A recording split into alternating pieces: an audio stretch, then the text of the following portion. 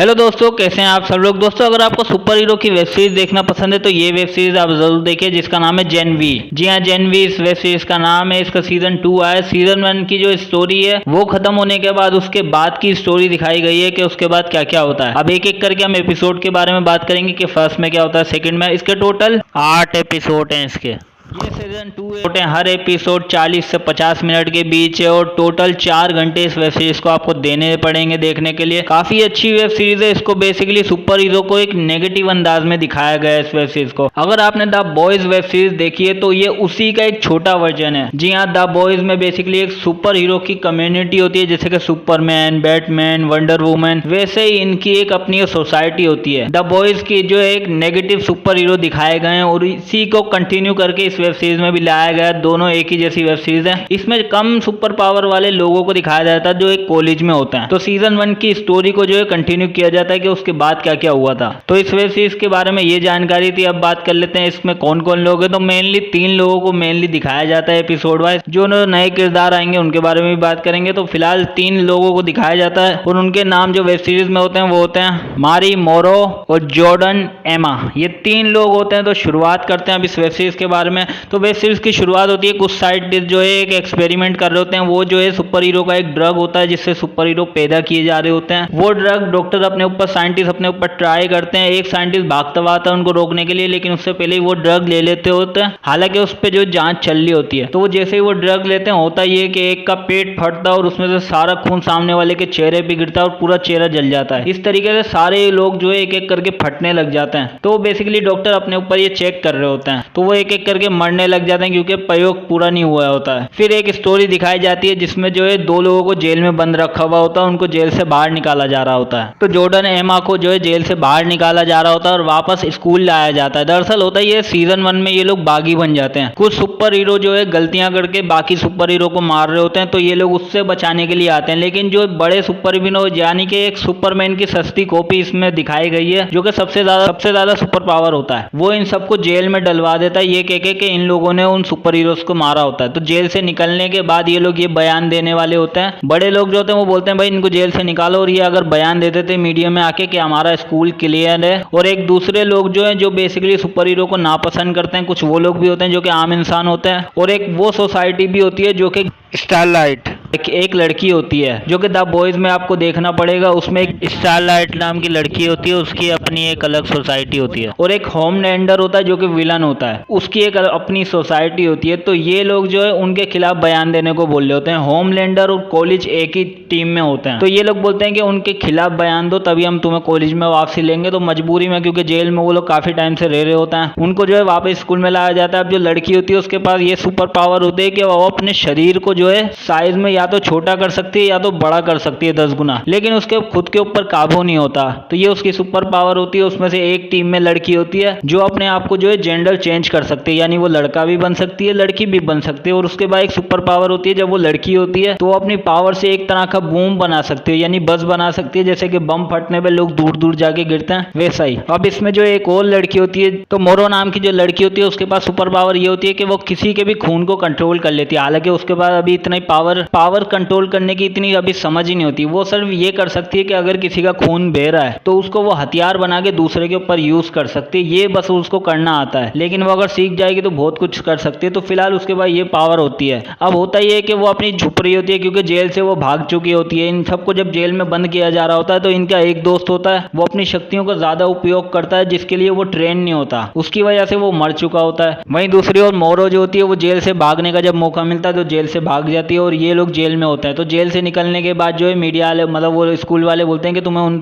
लोगों के खिलाफ बयान देना, मोरो के खिलाफ भी। अब मोरो वहां छुप छुप के रह रही होती है। फिर उसके खिलाफ जो है कुछ लोग दिखते हैं कि वो लोग जो है स्टारलाइट वालों को परेशान कर रहे होते हैं। तो वो भी एक अलग टीम होती है, स्टारलाइट वालों को परेशान कर रहे होते हैं। तो वो उन सब लोगों को सबक सिखाती है और उनके खून से ही उनको मार देती है। तो इसमें काफी ब्रूटल सीन दिखाए गए हैं। तो उसमें वो उन सबको मार देती है और मारने के बाद अपने घर चली जाती है। वो वीडियो भी काफी वायरल हो जाती है, लोग रिकॉर्ड करके सोशल मीडिया पे डाल देते हैं, काफी वायरल हो जाती है। अब जो लड़की होती है वो बयान दे रही होती है और अपने दोस्तों से भी मिल रही होती है जो कॉलेज में होता है। कुछ लोगों से नाराज हो रही होती है। जेनी जो है वो कुछ लोगों से नाराज हो रही होती है, लेकिन फिर वो उनको बात करके मना लेती है। फिर ये लोग एक पार्टी में जाते हैं जो बेसिकली सुपर हीरोज की पार्टी होती है, जो शो ऑफ कर रहे होते हैं अपनी पावर का। अलग अलग तरह की घटिया घटिया पावर भी होती है किसी के पास, तो वो अपनी पावर का शो ऑफ कर रहे होते हैं। उसके बाद जो है वो वहीं शराब वराब पी रहे होते हैं, पार्टी कर रहे होते हैं। वहीं दूसरी तरफ होता ये कि मोरोक की जब वीडियो वायरल हो जाती है ना, तो होमलैंडर के कुछ कुत्ते होते हैं। एक्चुअल में एक इंसान होता है जिसके पास कुत्तों वाली पावर होती है, वो सूंघ सकता है, कुत्तों की तरह हर चीज कर सकता है। तो उसके बाद वो पावर होती है, वो मोरोक को जो है सूंघता हुआ वहां तक पहुंच जाता है और उसके घर में जाके उस पर हमला कर देता है। वो छुप के रह रही होती है, किसी को नहीं पता होता, वो उस पर हमला कर देता है। हमला करने के बाद वो उसको मार रही होती है, तब स्टारलाइट आती है, उसको बचा लेती है।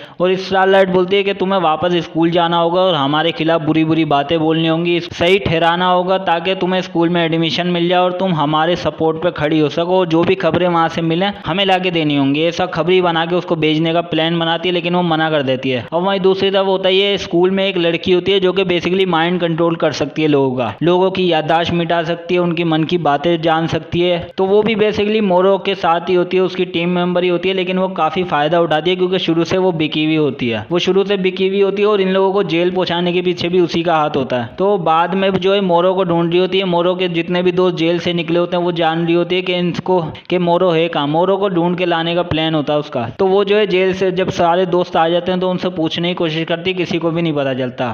फिर होता है ये जब वीडियो वायरल हो जाती है, मोरो के जो दोस्त होते हैं, दो दोस्त जिनके मैंने पावर्स के बारे में आपको बताया, वो लोग उसको ढूंढते हुए उस जगह तक पहुंच जाते हैं, मोरो से मिलते हैं। मोरो से मिलने के बाद जो है उससे बातें कर रहे होते हैं। उसको मोरो को भी नहीं पता होता कि उसका एक दोस्त जो है वो मर चुका है उस हादसे में। तो ये लोग मिल रहे होते हैं, वहीं पे माइंड कंट्रोल का माइंड रीड करने वाली लड़की आ जाती है और वो मोरो को बोलती है कि तुम वापस चलो, सॉरी वोरी बोल दो, सब कुछ खत्म कर दो। लेकिन वो इतने में उसका माइंड दूर से ही रीड कर देती है कि स्टारलाइट जो है इससे मिली होती है और उसको प्लान बताया होता है। तो वो बोलती है कि मैं तुम्हें जो है वापस लेके जाऊंगी और सबको बता दूंगी कि तुमने क्या किया। धमकियां दे रही होती है, बोलती है कि तुम्हें वापस चलना चाहिए, होमलैंडर से माफी मांग लो, ये सब चीजें करो। लेकिन वो मानती ही है। वो दूर से जो है उसकी माइंड कंट्रोल करने के लिए आगे बढ़ रही होती है। तो जो लड़की होती है ना, जिसके पास ये पावर होती है अपना जेंडर चेंज करने की, वो अपनी पावर से उसको दूर उड़ा के फेंकती है और उसका सर दीवार से टकराता है और वो नीचे गिरती है, सर फट जाता है। उसको ठीक करने के लिए मोरो जा रही होती है, लेकिन ठीक नहीं करने पा रही होती है क्योंकि उसके पास ये पावर होती है, वो किसी का भी माइंड जो है कंट्रोल कर सकती है, इसलिए वो उसको छू नहीं सकती होती है। तो यही ओवरऑल जो है पहले एपिसोड की स्टोरी होती है।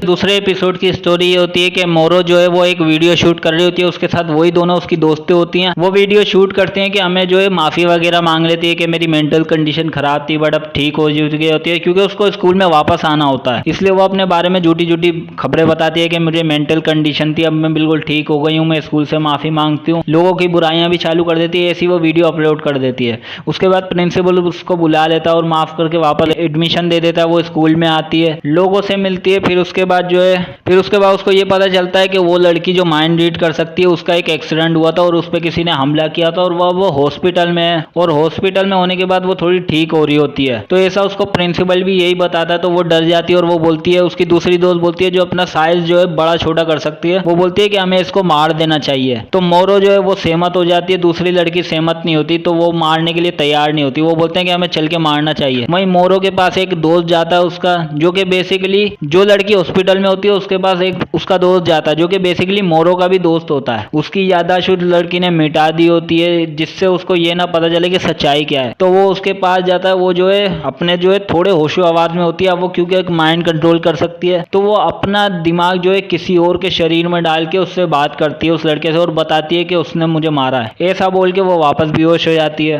उसके बाद होता है ये प्रिंसिपल के पास एक आदमी आता है जो कि बेसिकली उसी टीम का मेंबर होता है। मोरो का जो दोस्त होता है जो अपनी शक्तियों का ज्यादा इस्तेमाल करने की वजह से मारा जाता है, उसका बाप होता है। उसको सब कुछ पता होता है कि ये सब प्रिंसिपल का किया जा रहा है, इसलिए वो वापस कॉलेज में एडमिशन लेता है प्रोफेसर की जॉब के लिए, ताकि वो इसके खिलाफ सबूत इकट्ठा कर सके और खत्म कर सके इस सब चीजों को। इसलिए वो कॉलेज में वापस एंटर करता है। फिर उसके बाद मोरो को दिखाया जाता है, मोरो अपनी दोस्त के साथ जो है वहां पे होती है। उसको प्रिंसिपल बुलाता है, उसके जैसे 4-5 लोगों को इकट्ठा करता है और उसको बताता है कि तुम्हारी शक्तियां जो है वो अभी तुम पे, या तो तुम उस पर काबू नहीं है या फिर तुम्हें उसकी अंदाजा नहीं है। तो वो शक्तियां बढ़ाने के लिए उनकी टेस्ट लेने का फैसला करता है, इसलिए बोलता है कि हम एक गेम खेलेंगे। बोलता है सामने एक बटन है, तुम्हें बस जाके बटन दबाना है। और वो दरवाजा बंद कर देता है और सामने से एक लंबा चौड़ा आदमी आता है। उसके बाद ताकत बहुत है, तो वो धीरे धीरे करके उन सब लोगों को मारना शुरू कर देता है, यानी किसी की हड्डियां तोड़ देता है, तो किसी तरीके से उन सबको बचता हुआ उस बटन को दबाना होता है। तो वो मोरो जो है, मोरो की दोस्त जाके बटन दबा देती है। वहीं दूसरी तरफ एक और लड़की को दिखाते हैं जो कि इन्हीं की बेसिकली दोस्त होती है, जो बड़े छोटे साइज में तब्दील हो सकती है। तो उसको दिखाते हैं, उसको एक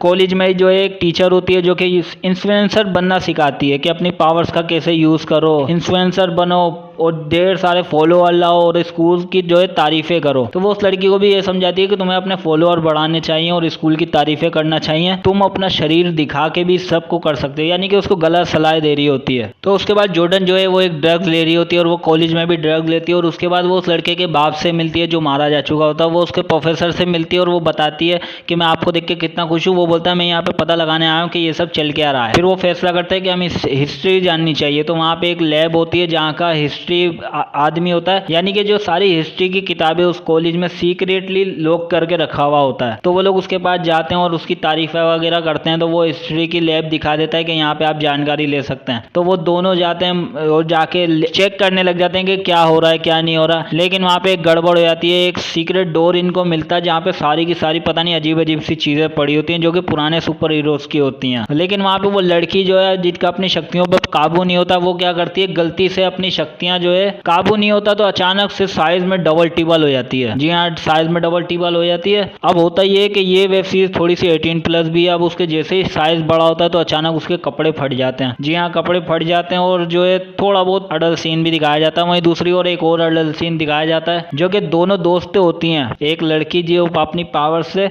लड़का भी बन सकती है, लड़की भी, और मोरो, ये दोनों कमरे में होते हैं, इमोशनली बातें कर रहे होते हैं। फिर उसके बाद बातें करते करते दोनों के बीच थोड़े बहुत वैसे वाले सीन भी हो जाते हैं। उसके बाद फिर ये लोग बातें कर रहे होते हैं और जो है उल्टी सीधी प्लानिंग कर रहे होते हैं कि हम ये करेंगे, क्योंकि एक दूसरे को डेट भी कर रहे होते हैं ये लोग। तो प्लानिंग कर रहे होते हैं कि हम ये करेंगे वो करेंगे। उसके बाद होता ये है कि कॉलेज में अचानक कुछ लोग पटाखे फोड़ने लग जाते हैं। उसके बाद जो है ये लोग अचानक देखते हैं कि बाहर कोई पटाखे वगैरह फोड़ रहा है। जब ये लोग वहां जाके देखते हैं तो होता ये है कि कुछ लोग जो है पटाखे फोड़ रहे होते हैं। पता ये चलता है कि उस लड़के को मार दिया जाता है जिसने उस लड़की को मारा होता है, जो माइंड कंट्रोल कर सकती है। लोगों को नहीं पता, लोग जो है, अब वो जो आदमी जो कुत्ता वाली पावर होती है जिसके पास, वो एक बच्चे को मार देता है और ये कह के कि इसने जो है माइंड रीड करने वाली लड़की को मारा होता है। अब लोग खुशियां मना रहे होते हैं कि भाई वो लड़का मर गया जिसने हमारे सुपर हीरो को मारा था, क्योंकि इसको जो है सुपर हीरो बना दिया जाता है मीडिया के द्वारा। मीडिया भी इनकी खरीदी हुई होती है। तो जो है उसको लड़के को मार दिया जाता है, ये लोग खुशियां मना रहे होते हैं। वहीं जो है मोरो और उसके दोस्त बोल रहे होते हैं कि ये गलत हुआ। तो जॉर्डन जो है वो फाइल चुरा के भाग रही होती है, उसमें उसके काफी सारे सीक्रेट पता चल जाते हैं। तो वो तभी जो है उसको वो लड़का मिल जाता है जो माइंड रीड करने वाली लड़की से मिला होता है। वो बताता है कि तुम लोग उससे मिले थे इसलिए उसके साथ ये हुआ है। वो बोलती है कि उसने जानबूझ के ये सब किया है, तुम्हें भी उसका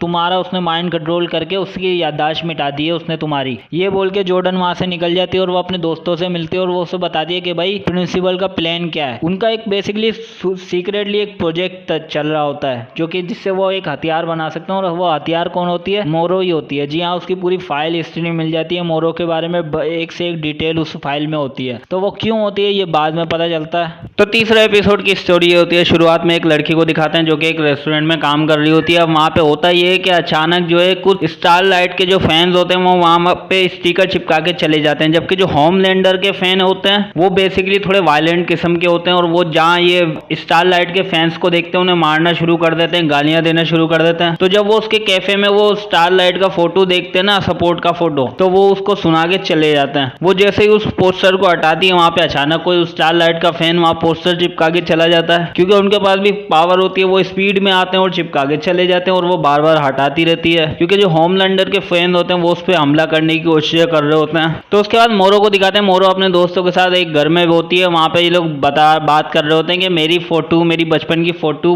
प्रिंसिपल के पास सीक्रेटली क्यों रखी गई थी। तो ये लोग उस टॉपिक पे बात कर रहे होते हैं कि कैसे हम लोग पता लगा सकते हैं। उसके बाद दिखाते हैं कि कॉलेज के अंदर वो लड़की वापस आती है जो माइंड कंट्रोल कर सकती है, जिसपे जो है मोरो और उसके दोस्तों ने हमला किया होता है। वो ठीक हो गया, वापस स्कूल आई होती है और उन लोगों से मिलती भी है। वो लोग भी उससे मिलते हैं लेकिन वो ज्यादा बवाल नहीं करती कि इन्होंने मुझ पे हमला किया था। उसके बाद फिर वो वापस प्रैक्टिस करने चले जाते हैं। प्रिंसिपल उन सबकी परीक्षा ले रहा होता है कि कैसे तुम लोग अपनी शक्तियों के काबू रख सकते हो। उसकी लड़ाई एक लड़की से करवाते हैं और वो मोरो जो है वो जीत जाती है। उसके बाद उस लड़के को दिखाते हैं जिसका माइंड कंट्रोल जो है उस लड़की ने किया होता है और उसकी याददाश्त मिटा दी होती है। वो थोड़ा परेशान हो रहा होता है, उसकी याददाश्त उसके साथ खेल रही होती है, वो काफी परेशान हो रहा होता है। फिर मोरो को दिखाते हैं। मोरो जिस लड़की के साथ उसकी जो दोस्त होती है, बेसिकली ये लोग कपल भी होते हैं एक तरह से। जो लड़की अपना जेंडर चेंज कर सकती है वो इसके साथ कपल भी होती है। ये लोग थोड़ी आपस की बातें कर रहे होते हैं। फिर उसके बाद इसको एक न्यूज मिलती है कि इसको जो है चुन लिया गया है कॉलेज का नंबर 1 स्टूडेंट, यानी कि एक तरह का इलेक्शन होता है, उसमें इसको चुन लिया जाता है, जो कि इसकी पार्टनर होती है, यानी मोरो की जो गर्लफ्रेंड होती है या बॉयफ्रेंड के लो, जो अपना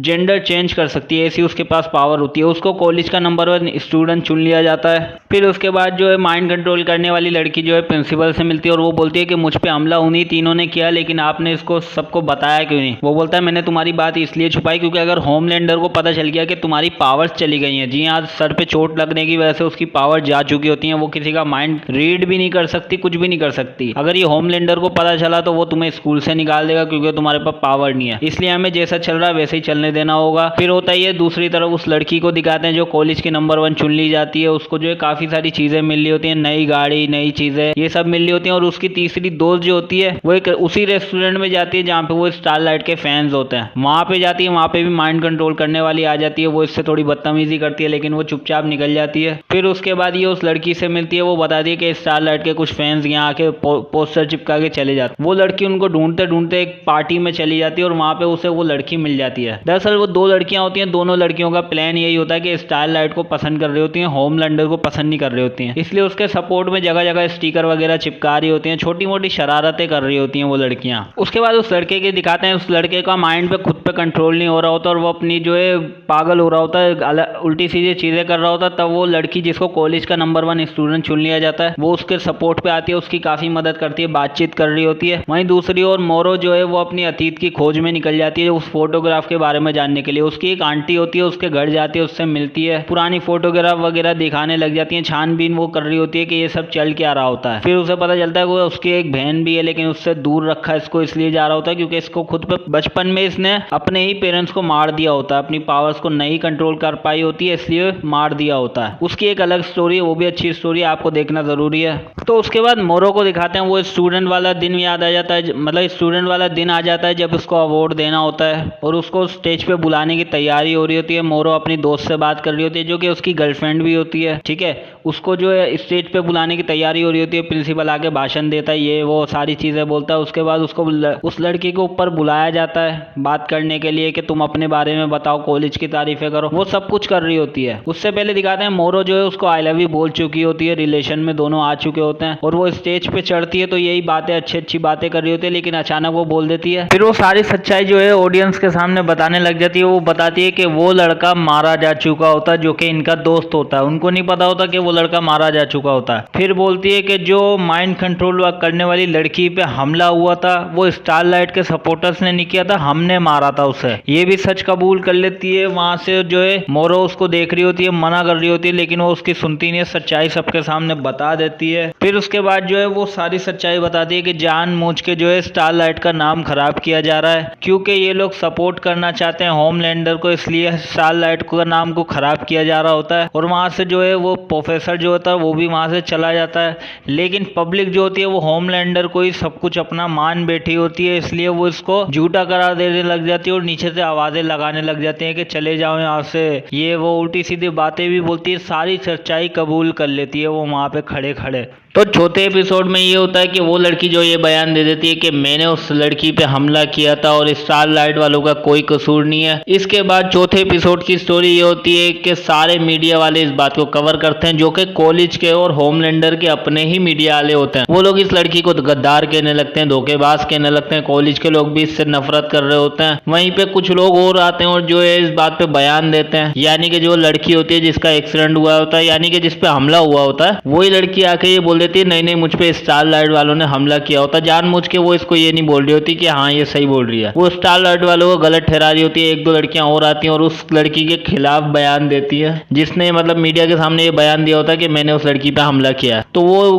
पूरी तरीके से गलत साबित हो जाती है। फिर प्रिंसिपल इन दोनों को लड़कियों का अपने केबिन में बुलाता है, यानी मोरो को और उस लड़की को। तो इन दोनों को अपने कमरे में बुलाता है और बोलता है कि मैं तुम दोनों का एक मैच कराऊंगा, जैसे कि फाइट होती है बॉक्सिंग रिंग वाली, वैसे ही तुम लोग अपने पावर्स का यूज करके एक दूसरे को मारोगे। ऐसा वो मैच बनाता है कि तुम दोनों को ये मैच करना, कॉलेज में अनाउंसमेंट हो जाती है। वो बोलते हैं कि हम नहीं करेंगे, वो बोलता है फिर मैं तुम दोनों को वापस जेल भेज दूंगा। जबरदस्ती करता है कि तुम्हें ये करना ही पड़ेगा। वो लोग मान जाते हैं, फिर वो वापस आते हैं और बोलते हैं कि हमें इसको सबक सिखाना पड़ेगा, मदद लेनी होगी किसी और की। फिर वो माइंड रीड करने वाली लड़की से मिलते हैं और उसको बुला के हाथ मिलाते हैं कि हमें उसको एक्सपोज करना पड़ेगा। तो ये लोग फिर हाथ मिला लेते। और वहीं दूसरी ओर इनकी एक और दोस्त जो होती है, जो मतलब जिसका साइज अचानक बड़ा छोटा कर सकती है, वो जो है एक टीम बना रही होती है। वो लोग भी बेसिकली इनको एक्सपोज करने के या इसके खिलाफ लड़ने के लिए तैयारियां कर रहे होते हैं। तो उनकी टीम में एक लड़का और शामिल हो जाता है जो कि उसी की क्लास में होता है। तो ये लोग भी प्लान कर रहे होते हैं कि हम कैसे सबक सिखाएंगे उसको। वहीं दूसरी ओर मोरो और उसकी दोस्त जो है ये प्लान बढ़ते हैं और माइंड रीड करने वाली लड़की भी इनके साथ होती है। तो ये तीनों प्लान बनाते हैं कि हम उस प्रोफेसर के घर जाएंगे और छानबीन करेंगे कि ये है कौन, क्योंकि इसकी पावर के बारे में किसी को नहीं पता होता कि इसके पास क्या पावर है, इसके पास क्या शक्तियां हैं, किसी को नहीं पता होता। अचानक से कॉलेज का प्रिंसिपल बन जाता है। ये कैसे? ये लोग जांच करने के लिए उसके घर में घुसते हैं। तो माइंड रीड करने वाली लड़की जो है वो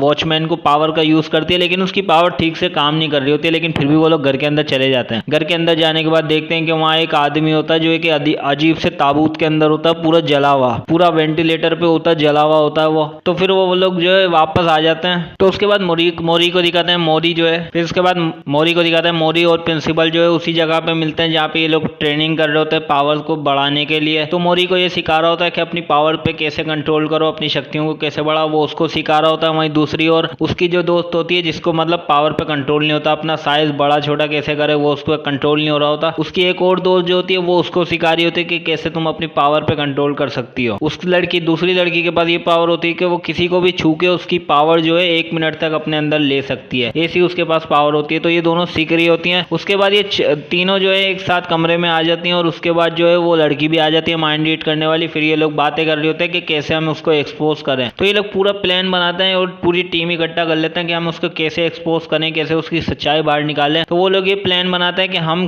कैमरा उस तक किसी तरीके से पहुंचा देंगे और माइंड रीड करने वाली उस प्रोफेसर के पास जाएगी और बातें करेगी, उससे निकलवाएगी। कैमरा लेके नहीं जाएगी, लेकिन जो शायद अपना छोटा बड़ा कर सकती है लड़की, वो लड़की जो है कैमरा लेके छुपके से उसके पास जाएगी और उसको कैमरा देगी और वो सब कुछ रिकॉर्ड करेगी। ये उनका प्लान होता है। और जब जो फाइट जो होती है वो शुरू होने वाली होती है तो ये लोग सारे फाइट में जाने की तैयारी कर रहे होते हैं। तो उसके बाद दिखाते हैं कि माइंड रीड करने वाली लड़की जो है प्रोफेसर के पास पहुंच जाती है। वहीं दूसरी ओर मोरो को दिखाते हैं। मोरो और उस लड़की की फाइट होने वाली होती है, लेकिन एक ही क्लब में मिलते हैं और ये लोग जो है बातें वगैरह कर रहे होते हैं। वहीं दूसरी ओर जो है उस लड़की का प्लान एक्टिवेट हो जाता है। जो उसके बाकी दोस्त होते हैं, यानी जिसका साइज बड़ा छोटा हो जाता है, वो लड़की और उसके दोस्त जो है प्लान बना चुके होते हैं। उनका प्लान ये होता है कि ये अपना साइज छोटा करेगी और पाइप के जरिए जो है उसके टॉयलेट में निकलेगी और कैमरा साथ लेके जाएगी। ऐसा उनका प्लान होता है। पानी वो लोग बंद कर देते हैं, पाइप के जरिए वो उसके वॉशरूम तक चली जाती है, वॉशरूम से निकल जाती है और प्रोफेसर जो है वो वॉशरूम करने के जब बहाने से जाता है, जब वो बातें छेड़ रही होती है। तो उसके बाद प्रोफेसर को दिखाते हैं, वो जो है लड़की से बातें कर रहा होता है, लेकिन उसके बाद वो वॉशरूम में जाता है। वो लड़की भी वहीं पे होती है, टॉयलेट के अंदर होती है। वो लड़की जो साइज छोटा कर लेती है वो किसी तरीके से बाहर निकलती है और उसको कैमरा देके सेट करके वापस आ जाती है। तो फिर उसके बाद मोरो और उसको दिखाते हैं कि वो लोग फाइट करने के लिए आ रहे होते हैं।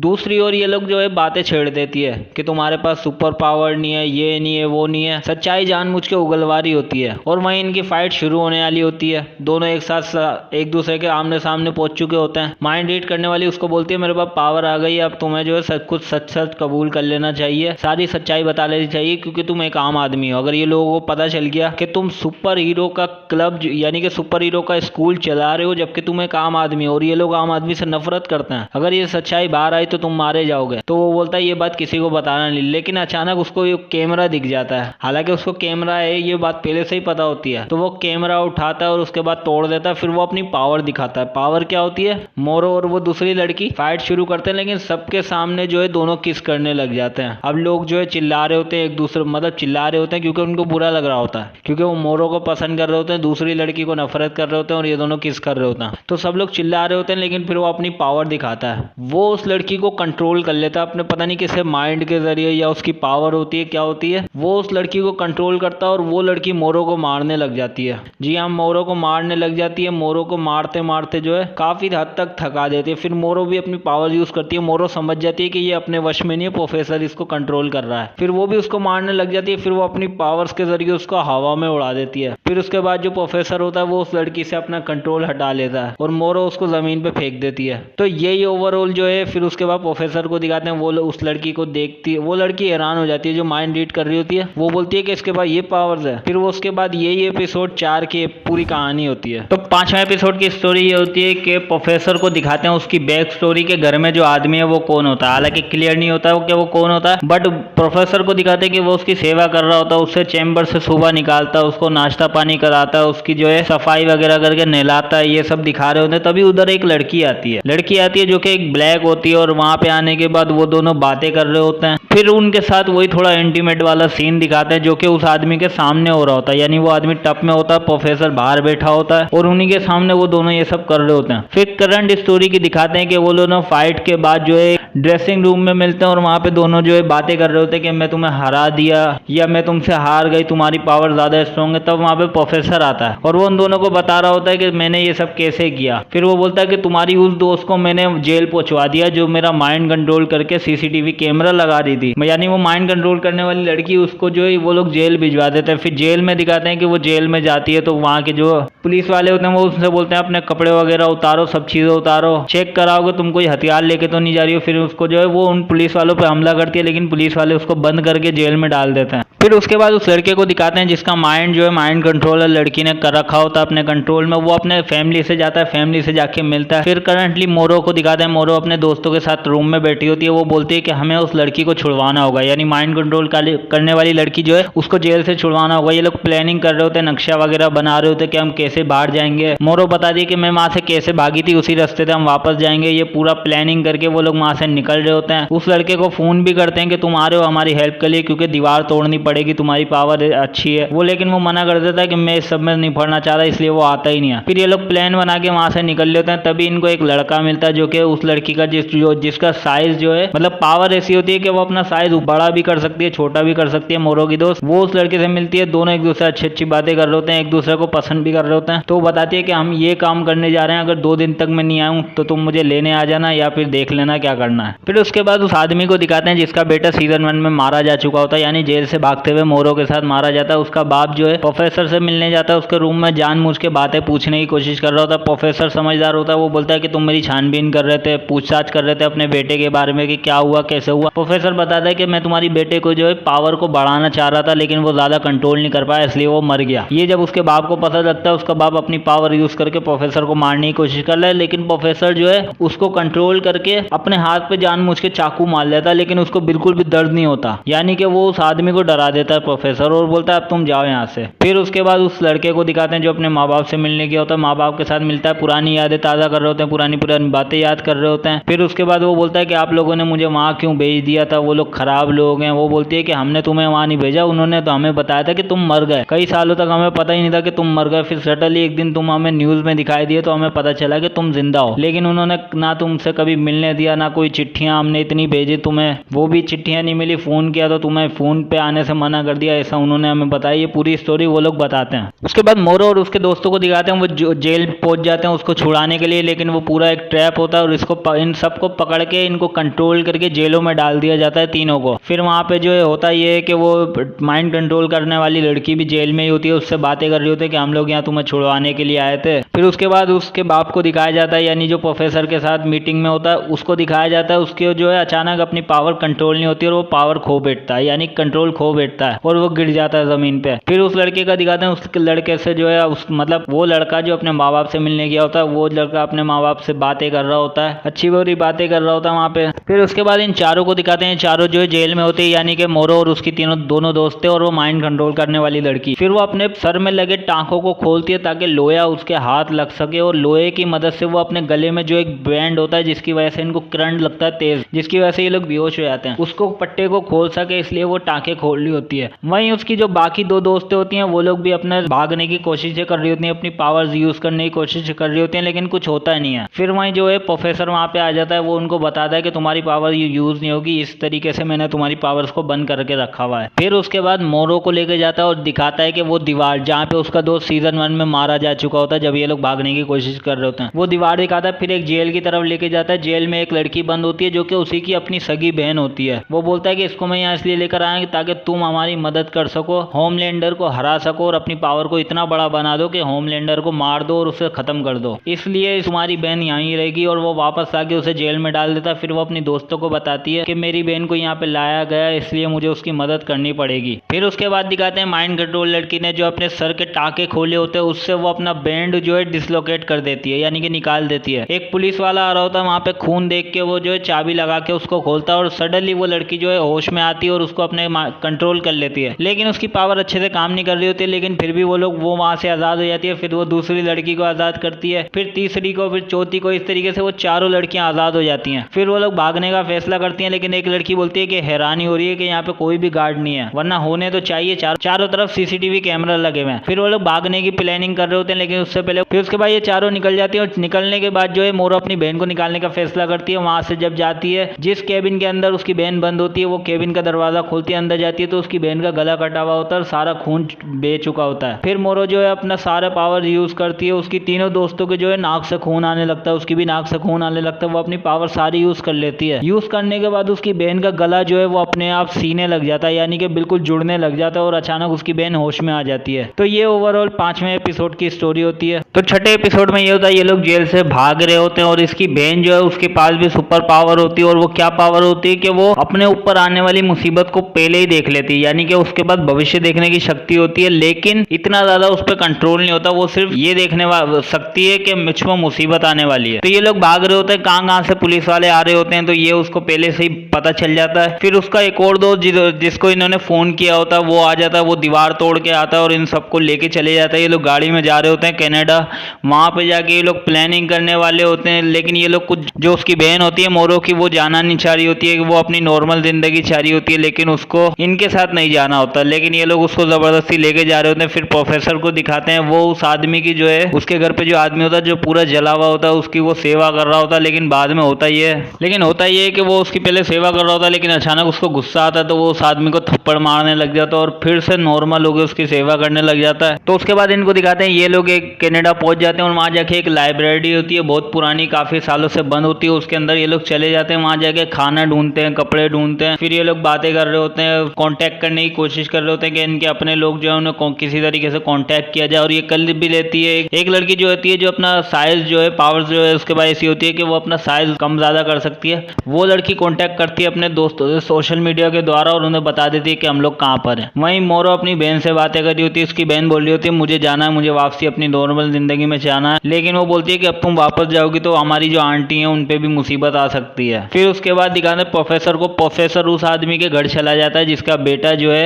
मारा जा चुका होता है, यानी कि जो मोरो की मदद कर रहा होता है, प्रोफेसर बन के नया नया आया होता है, वो मोरो की मदद कर रहा होता है। तो उसके घर पे वो चले जाता है। उसके घर पे जाने के बाद उसकी पावर जो है कंट्रोल नहीं हो रही थी, तो प्रोफेसर उससे पूछना चाह रहा होता है कि भाई वो लोग कहाँ है, मोरो जेल से भाग गई है, उसको पता चल जाता है। वो पूछ रहा होता है कि भाई मोरो कहाँ है, उसके दोस्त कहाँ है, वो बोलता है उसे नहीं पता। फिर अचानक एक होता है कि उसकी दोस्त का एक फोन आता है उस आदमी के पास। तो उस प्रोफेसर के पास ये पावर होती है कि वो किसी को भी कंट्रोल कर सकता है। तो वो उसको बोलता है फोन उठाओ, उसको कंट्रोल करता है, उस लड़की से पूछता है, वो लड़की पूरी डिटेल बता देती है कि वो लोग वहां पे छुपे बैठे हैं। फिर उसके बाद ये लोग अपनी बातें नॉर्मली कर रहे होते हैं। अचानक इन पे हमला होने वाला होता है। मोरो की बहन को पहले से ही अंदाजा हो जाता है कि हमला होने वाला है और वो लोग बच जाते हैं। लेकिन वहां पे वही आदमी आ जाता है जो प्रोफेसर के लिए काम करता है, हट्टा खट्टा हथौड़ा लेके चल रहा होता है। वो इन पे हमला कर देता है, मारने की कोशिश करता है। इनके पास इतनी पावर नहीं होती कि उसको मार सके। लेकिन फिर अचानक एक छोटी सी बच्ची आती है। जी हाँ, छोटी सी बच्ची आती है। वो उससे बात कर रही होती है। वो बोलता है चले जाओ। अचानक उसके मुंह से सांप निकलते हैं और उस पूरे आदमी को फाड़ देते हैं। जी हाँ, उस पूरे आदमी को फाड़ देते हैं। फिर उसका दादा आता है, यानी बच्ची का दादा आता है। दरअसल वो बच्ची जो होती है उसकी माँ एक बहुत बड़ी, उसके पास भी अच्छी खासी पावर होती है। उसकी पावर ये होती है कि वो अपनी आंखों से किसी का भी सर उड़ा सकती है, मतलब ये उसकी पावर होती है। और वो एक बहुत बड़े पद पे होती है, उसके पास बहुत बड़ी पावर भी होती है। तो वो जो है द बॉयज में इसका दिखाया जाता है कि वो जो है भाग रही होती है। द बॉयज में एक आदमी जो है बुचर नाम का एक आदमी होता है द बॉयज वेब सीरीज में, वो उस औरत को मार देता है। तो ये इसमें भी इसकी बेटी को कंटिन्यू किया गया। द बॉयज और ये एक ही जैसी वेब सीरीज है, कनेक्टेड है दोनों कई से हद तक। तो ये उसी की वेब सीरीज है। तो वो आदमी इन सबको अपने घर लेके जाता है। इसका घर जो है 100 फुट नीचे जमीन के अंदर होता है, वहाँ पे कोई किसी की भी पावर नहीं चल सकती, इसलिए वो इन सबको लेके वहाँ चले जाता है। वहाँ ये लोग आपस में भी बातें कर रहे होते हैं। फिर उसके बाद वो आदमी बोलता है कि भाई हमने काफी सालों पहले ये प्रयोग स्टार्ट किया था, मैं उसका हेड था, हम लोगों पे प्रयोग करते थे और कई लोग जो है कामयाब नहीं होते थे। तुम एक लौती ऐसी हो और तुम्हारे अलावा एक और सालों पहले प्रयोग किया गया था जिसका नाम था होमलैंडर, यानी कि उसमें सुपरमैन जैसी पावर्स होती है, उसको कोई हरा नहीं सकता, लेकिन क्योंकि वो सनकी इंसान बन चुका होता है तो इसलिए उसको खत्म करने के लिए तुम्हें बनाया गया होता है। और ये सारे चीजें जो है एक आदमी होता है वो ये सब प्रयोग कर रहा होता है। इन सबको बेसिकली सुपर हीरो को सूप बुलाया जाता है। सूप को कंट्रोल करने के लिए वो ऐसी तकनीक ईजाद कर रहा था कि अगर वो कामयाब हो जाता तो सारे सूप्स को वो कंट्रोल कर सकता था। और वो अब तक तो वो मर चुका होगा, वैसे तो वो बताता है कि उसकी मौत तो काफी साल पहले हो गई थी, अगर अभी जिंदा भी होता तो 100 साल की उसकी उम्र होती। फिर वो दोनों लड़कियों को याद आता है कि वो प्रोफेसर के घर पे एक आदमी होता है जो कि जला हुआ होता है, उसकी उम्र भी इतनी ही होगी, बुढ़ा था। तो वो बोलते हैं वो कौन था, वो बताती है कि भाई ऐसा ऐसा हम प्रोफेसर के घर गए थे, वहाँ एक आदमी था, वो बोलता है प्रोफेसर मेरा बाप है, जबकि अगर आप बोल रहे हैं तो वो फिर हो सकता है वही आदमी हो जिसने ये प्रयोग ईजाद किया था। तो वो बोलता है कि अगर वो जिंदा है तो फिर उसके जरिए प्रोफेसर इन सब सूप को कंट्रोल कर सकता है और होमलैंडर के खिलाफ इस्तेमाल करके उसको खत्म कर सकता है। ऐसा वो प्रयोग बताते हैं। फिर उसके बाद जब मोरो को ये बात पता चलती है, सीक्रेट पता चलता है, तो वो सोच में पड़ जाती है कि मैं हूँ जो होमलैंडर को खत्म कर सकती हूँ या उसको हरा सकती हूँ। तो ये लोग ये सब प्लान बनाते हैं। फिर उसके बाद अगले सुबह होने का वेट कर रहे होते हैं, सब लोग सो रहे होते हैं। मोरो जो है वो घर से अकेली निकल जाती है लड़ने के लिए। तो ये ओवरऑल छठे एपिसोड की स्टोरी होती है।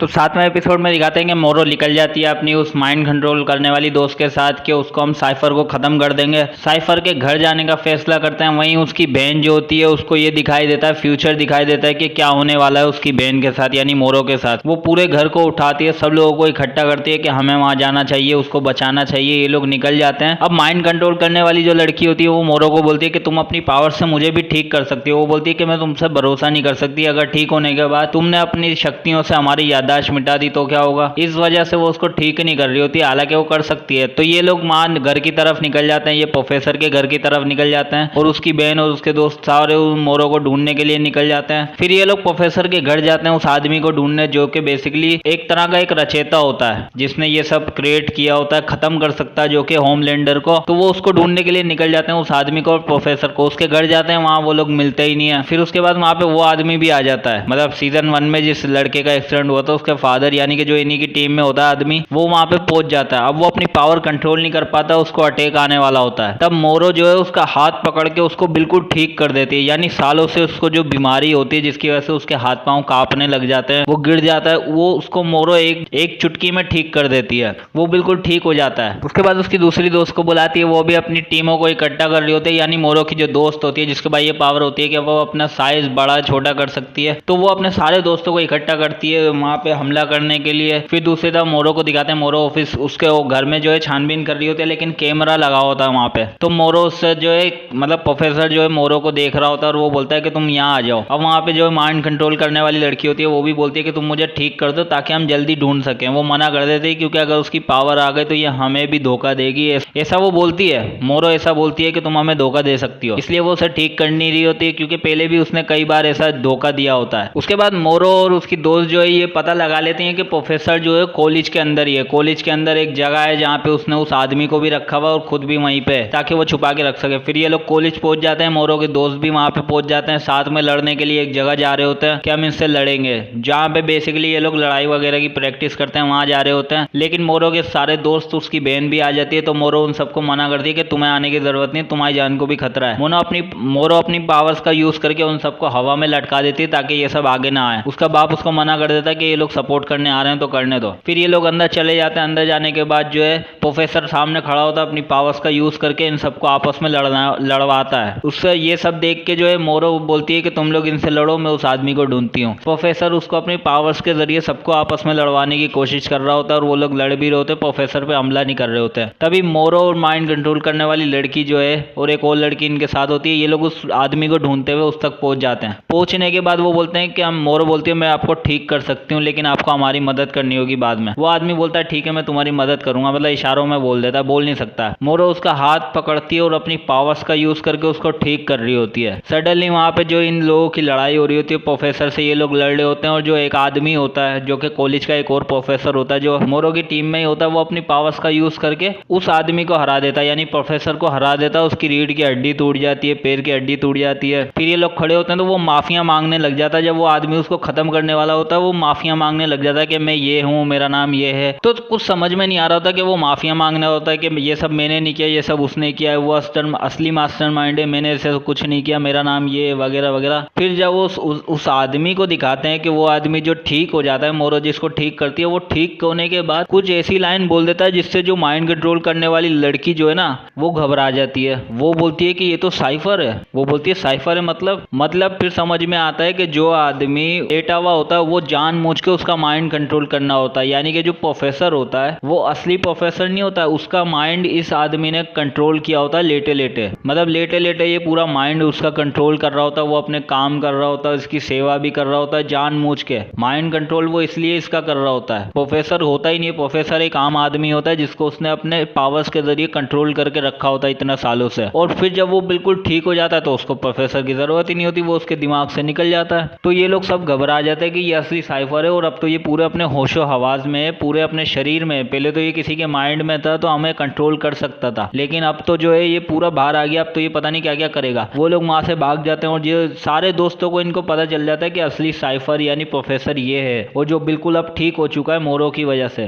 प्रोफेसर बिल्कुल ठीक हो जाता है, बाहर आता है, एक आदमी से मिलता है जो कि बेसिकली एक कम बजट वाला हीरो होता है, यानी कि उसके पास कुछ खास सुपर पावर नहीं होती जैसे मोरो के पास है, उसके दोस्तों के पास है। कॉलेज में ये होता है कि जिसके पास सबसे ज्यादा पावर होती है ना और सबसे अच्छी पावर्स होती हैं, उनकी रैंकिंग जो है टॉप 10 में हो जाती है। जिसकी सबसे घटिया पावर होती है उनकी सबसे नीचे वाली रैंकिंग में रैंक हो जाती है कि भाई इनके पास सबसे घटिया पावर है, किसी यूजलेस है, तो वो सबसे नीचे वाली रैंकिंग में होते हैं। तो वो लड़का उसको मिलता है प्रोफेसर को, यानी साइफर को वो लड़का मिलता है जिसकी रैंकिंग सबसे नीचे है। मिलने के बाद वो उसके माइंड को कंट्रोल करता है और बोलता है तुम्हारा इस दुनिया में क्या काम है, क्योंकि बेसिकली उसका यही पर्पस होता है कि जितने भी ऐसे सुपर हीरो है ना जिनकी पावर्स कुछ खास नहीं है, वो लोग सिर्फ एक बोझ है, उनको खत्म कर दिया जाए, ऐसा उसका मानना था। तो वो जैसे ही अपने होशो आवाज में आता है वो लड़का उसको मिलता है जिसकी पावर कुछ खास नहीं होती, वो उसका माइंड कंट्रोल करके बोलता है अब तुम मर जाओ। उसके गले में जंजीर पड़ी होती है, वो अपनी जंजीर को खींचने लग जाता है और उसका गला कट जाता है और वो मर जाता है। फिर वो बाकी लोगों की तरफ बढ़ रहा होता है। तो यही ओवरऑल 7वें एपिसोड की स्टोरी होती है। तो ओडो किंग की बैक स्टोरी पता चलती है, यानी कि प्रोफेसर की बैक स्टोरी पता चलती है कि 1947 में वो होता है एक साइंटिस्ट। एपिसोड 1 में ही आपको जो दिखाया जाता है कि एक साइंटिस्ट भागता हुआ आता है, काफी सारे साइंटिस्ट जो है उस वी इंजेक्शन को लेके जो है उनके अंदर पावर्स आ जाती हैं, लेकिन वो उन्हें रोकने आता है। तो उसी के बाद से कंटिन्यू होता है कि वो उन्हें रोकने आता है लेकिन सब लोग मर जाते हैं। फिर वो भी उस केमिकल वी का इंजेक्शन ले लेता है और तभी उस जगह पे ब्लास्ट हो जाता है। तो उसकी उम्र 100 साल से भी ज्यादा की होती है, लेकिन इंजेक्शन लिया हुआ होता है इसलिए वो बचा हुआ होता है। फिर वापस अपने अवतार में आने के बाद वो दिखाते हैं कि वो अय्याशियां कर रहा होता है, खा रहा होता है, पी रहा होता है, क्योंकि इतने सालों तक वो नॉर्मल मतलब बेड रेस्ट था। उसका दिमाग से उसने किसी प्रोफेसर, नकली प्रोफेसर बनाया हुआ होता है, बट असल में उसका पूरा शरीर जो है एक बेजान पुतले की तरह पड़ा हुआ होता है और दूसरे आदमी के दिमाग के जरिए वो अपना काम कर रहा होता है और अपनी सारी प्लानिंग कर रहा होता है। तो ये वो कर रहा होता है, लेकिन जब नॉर्मल हो जाता है तो वो खा रहा होता है, पी रहा होता है, अय्याशियां कर रहा होता है। और द बॉयज वेब सीरीज में एक औरत होती है जिसके पास एक पावर्स होती है,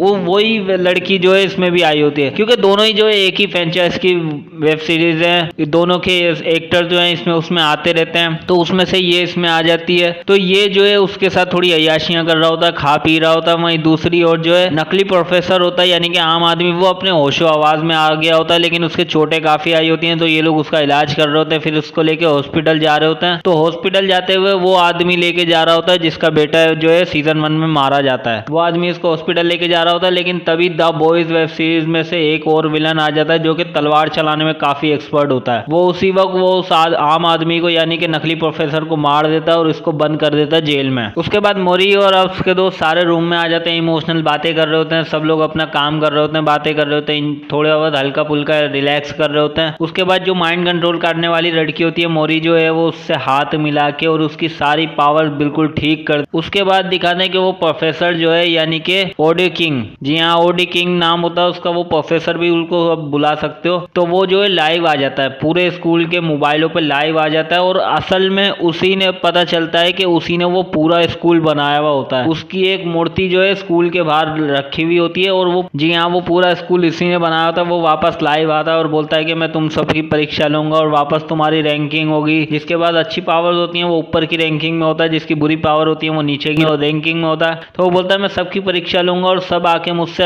असेंबली रूम में मिलो, जहाँ पे बेसिकली ये लड़ाई की प्रैक्टिस करवाता था, वहीं पे आके सारे मिलो, ऐसा वो बोल देता है। उसके बाद मोरी और उसके दोस्तों को जब ये पता चलता है कि प्रोफेसर जो है उन सबको इकट्ठा कर रहा होता है और एक एक करके उनको मारने का प्लान होता है, स्टूडेंट को लगता है ये हमारी परीक्षा लेगा, लेकिन वह परीक्षा नहीं ले रहा होता। जिसके पास कम पावर होती है उसको वो मार देता है, सबको इकट्ठा करके दरवाजे बंद कर देता है और बोलता है कि तुमने जो बजर बजा दिया तो तुम जीत गए, वरना सब हार गए, तुम्हारी रैंकिंग नीचे आ जाएगी। पर वो क्या करता है, सबके माइंड कंट्रोल करके आपस में लड़वाना शुरू कर देता है। सारे लोगों की हड्डियां वड्डियां टूट जाती हैं। वो लड़की भी वहां पे मौजूद होती है जिसके साथ ये एंजॉय कर रहा होता है। उसको वो बोलती है कि तुम इसलिए तो नहीं आते, हमारा प्लान कुछ और था, होमलैंडर से मिलने का था। होमलैंडर से बेसिकली उसका प्रोफेसर का प्लान ये होता है कि होमलैंडर को निकालना है। उसका प्लान ये होता है जिसके पास पावर ज्यादा है उसकी रैंकिंग अच्छी होनी चाहिए। जो होमलैंडर है वो उसके पास पावर तो बहुत अच्छी है लेकिन उसका कंट्रोल नहीं है अपने गुस्से पे, वो किसी को भी मार देता है, बहुत ज्यादा बदनाम हो जाता है। उसके लिए आपको द वॉइस वेब सीरीज देखनी पड़ेगी, इसलिए वो ये बात कह रहा होता है। तो इसलिए वो चाह रहा होता है कि होमलैंडर को भी खत्म कर दे, जबकि उस लड़की का प्लान ये नहीं होता है। वो चाह रही होती है कि होमलैंडर से हाथ मिला के समझौता किया जाए, लेकिन उसका प्लान जो होता है प्रोफेसर का वो कुछ और होता है। तो वो उन लोगों को आपस में लड़वा के हरा देता है, फिर बोलता है नेक्स्ट लोगों को अंदर भेजा जाए। वहीं मोरी और उसके दोस्त उससे मिलने आ रहे होते हैं, तो काफी सारे लोग जो है वो इकट्ठा कर लेते हैं, जितने भी उसके दोस्त होते हैं। सबके बाद अलग अलग पावर हो जाती है। फिर मोरी जो है नेक्स्ट बैच के साथ अंदर आती है लड़ने के लिए। तो उन मोरी के ऊपर वो सारे जो है उनको एक साथ छोड़ देता है कंट्रोल करके कि मोरी को मारो। मोरी उनसे लड़ते लड़ते आगे पहुंच जाती है, तभी वहां पे एक लड़का और होता है। अब उसके पास क्या पावर होती है, थोड़ी अजीब सी पावर होती है कि वो अपने अंदर जो है 10-15 लोगों को आराम से घुसा लेता है। अब कहां से घुसाता है ये मत पूछिएगा, बट वो घुसा लेता है। तो मोरी के सारे दोस्तों को वो अपने अंदर घुसा लेता है और एक झटके से जो है एक एक करके, पहले तो धमाका होता है उसके पेट से, फिर जो है एक एक करके लोग बाहर निकलना चालू हो जाते हैं, फिर सबसे लड़ने चालू हो जाते हैं। और मोरी जो है वो प्रोफेसर को मार रही होती है, प्रोफेसर को वो जान से मारने वाली होती है, लेकिन प्रोफेसर उसी को कंट्रोल कर लेता है। जहाँ कंट्रोल करके फिर मोरी जो है अपने सारे दोस्तों को जो है मारने वाली होती है, लेकिन फिर अचानक वो आदमी आ जाता है जिसका बेटा फर्स्ट सीजन में मरा होता है। वो आ जाता है और वो जो है सबको छुड़वा लेता है और उस प्रोफेसर को मार देता है, बेहोश वगैरह कर देता है। फिर जो है सारे उसके कंट्रोल से बाहर आ जाते हैं। मोरी जो है वापस होश में आ जाती है और उसको जो है सामने आके और अपनी पावर से उसका सर उड़ा देती है। तो बस यही स्टोरी होती है 8वें एपिसोड की, या हो सकता है ये फाइनल हो, क्योंकि एक एक करके काफी लेट इसके एपिसोड आ रहे हैं। तो उसके बाद दिखाते हैं कि मोरी जो है उसको खत्म करने के बाद बाहर आती है, तो वो प्रोफेसर जो होता है, यानी कि जिस लड़के का बाप फर्स्ट सीजन में मारा होता है, वो बोलता है कि तुम्हें अब सब यहाँ से चले जाना चाहिए, क्योंकि अभी पूरी टीम आएगी और अगर तुम उस सब में दोषी पाए गए तो इंक्वायरी होगी, जेल भेज दे सकते हैं, कुछ भी हो सकता है। इसलिए वो सारे लोग बागी बन चुके होते हैं और वो लोग भागने का प्लान बनाते हैं और भाग भी जाते हैं। भागते भागते रास्ते में वो लोग कुछ देर के लिए रुकते हैं, लेकिन तब वहां पे स्टारलाइट आती है। द बॉयज वेब सीरीज में होमलैंडर और स्टारलाइट की जो है वो बेसिकली लड़ाई चल रही होती है, क्योंकि होमलैंडर की काफी सारी चीजें जो है वो उसको पसंद नहीं आ रही होती, इसलिए वो टीम से अलग हो जाती है और उसके खिलाफ लड़ने लग जाती है। बहुत सारे लोग, द बॉयज वेब सीरीज भी काफी अच्छी है, वो आपको जरूर देखनी चाहिए। इससे 10 गुना ज्यादा अच्छी सीरीज है वो पूरी, आप जरूर देखिए। सीजन 4-5 आ चुके हैं शायद उसके। इससे ज्यादा ब्रूटल सीन उसमें, इससे ज्यादा नोटी सीन उसमें आपको जरूर देखने को मिलेंगे, तो वो वेब सीरीज जरूर देखिएगा। तो उस सीजन से, उस सीरीज से जो है स्टारलाइट आती है, जिसके बाद ये पावर होती है कि वो लाइट को कंट्रोल कर सकती है, वो उड़ सकती है। तो वो इनके सपोर्ट पे जो है एंडमैन से मिलने के लिए आती है और उसी सीरीज से एक आदमी आता है जो कि बेसिकली उसकी पावर होती है फ्लैश की तरह भागना होता है, ये उसकी पावर्स होती है। तो ये लोग उनसे मिलने आते हैं और बोलते हैं कि वेलकम टू हमारी टीम। तो यही 8वें एपिसोड की स्टोरी होती है ओवरऑल।